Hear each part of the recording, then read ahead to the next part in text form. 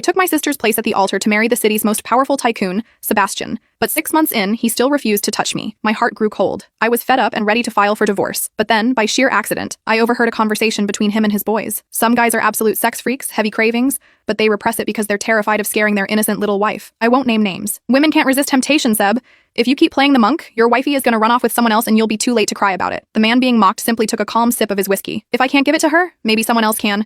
I just need her to get the wildness out of her system, then come home. Hearing this, his friends all laughed. Don't act so generous. If you're really that cool about it, stop crying on your burner account. My heart skipped a beat. I whipped out my phone and immediately opened Sebastian's secret account. I saw the pinned post. Finally married my high school crush. But I have a raging sex addiction. How do I rail her properly without terrifying her? It was late, and the silence in the penthouse was deafening. I pulled out the sheer, barely there negligee I'd bought specifically for psychological warfare, and marched toward Sebastian's wing of the mansion. Since the wedding, he'd used work as an excuse to move into the guest suite. If I did the math right, we hadn't had any physical contact in 2 weeks. Not a hug, not a handhold, nothing. Sebastian had just stepped out of the shower when I barged in. He saw me perched on the edge of his bed, and the towel he was using to dry his hair froze in midair. What are you doing here? His tone wasn't gentle. It was professional, like I was a client. I looked him up and down. I had to admit, the bastard was built like a Greek god. Even the thick bathrobe couldn't hide the bulging pecs and the rigid definition of his abs beneath. He had that sharp, aristocratic nose and long pianist fingers. On paper, he was the perfect specimen. But for 6 months, I hadn't been allowed to test drive the merchandise. I didn't have time for games tonight. I'm here to sleep with you, Sebastian. I didn't care what excuse he had. Tonight, I needed to get laid. Sebastian's expression faltered for a second. His eyes dragged over my lingerie, his Adam's apple bobbing. Okay, he said simply. That easy? I was suspicious. He walked over, looking uncharacteristically flustered. The only light came from a dim, ambient lamp on the nightstand. He lay down,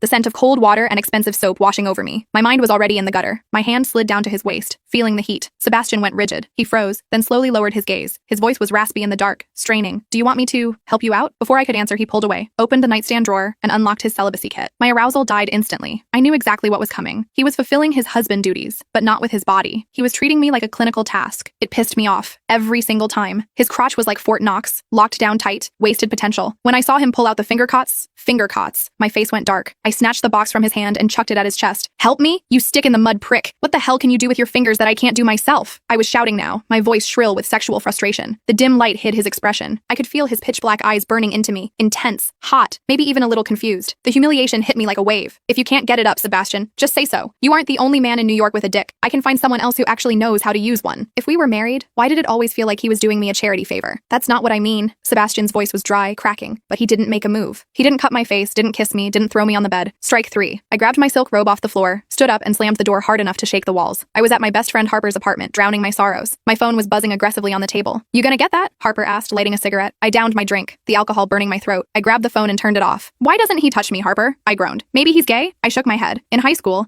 Sebastian dated girls. Men